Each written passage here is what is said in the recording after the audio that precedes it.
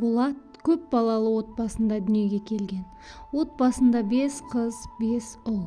Әкесі ертеректе ауырып дүниеден қайтқан. Тек анасы бар.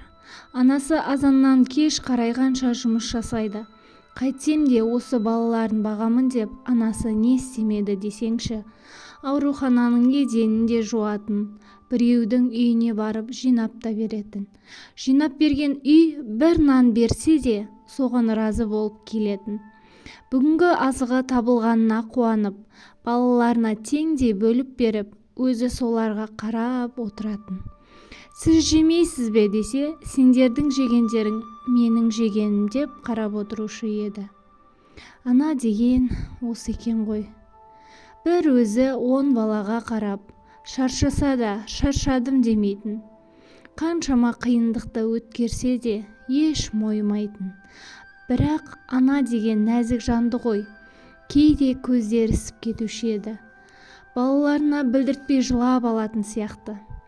Қайтсын, қасында қолдап отырған отағасы жоқ. Осы балалардың қызығын бірге көреміз деуші еді. Бәрін бір-ақ күнде тастады да кетті. Содан бері таңның атысы, күннің батысы жұмыста. Өзі ер, өзі әйел болып кеткен. Күндегі күйбең тіршілікпен уақытта зымырап өте берді. Балалары өскен сайын олардың тамағы да өседі. Бірде аш, бірде тоқ, әйтеуір өлместің күйін кешіп жүре берді. Солай балалар бір-бірін сүйреткен күйде бір-бірінің киімдерін киіп өсіп жатты. Алдыңғылары мектеп бітіріп, бірінен кейін бірі қалаға кете берді. Бағына орай оқуға да түсіп, түспегені жұмыс жасап, сәл болса да өмірлері жеңілдей түсті. Өмірдің ағысы сол, жасы келгендері үйленіп, тұрмысқа шығатындары тұрмыс құрып кете барды. Анасы балаларын кем болмасын деп, қолынан келгенше үй жайлы қылып, қыздарының артынан дүние мүлігін апарып берді. Үйде тек осы Болат және 2 қарындас қалды. Олар әлі мектеп оқитын еді. Болаттың 11-ші сынып оқып жүрген кезі. Үй бетін көрмейтін.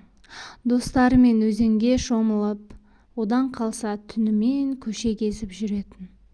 Жас жігіттердің әңгімесі де сол, қыз қырқынның төңірегінде. Өзі бір сол ауылдың қызына ғашық еді. Айғаным ауылдағы жағдайы жақсы отбасында дүниеге келген. Әкесі әкімшілікте, анасы мұғалім болып жұмыс жасайтын. Айғанымның бақуатты отбасынан екенін біліп, сөз сала алмай қорқақтап жүретін. Бетін қайтарып тастай ма деп, өзіне тең көрмейтін. Жалғасы келесі видеода. Міндетті түрде өткізіп алмай менің арнама жазылып кетіңіз.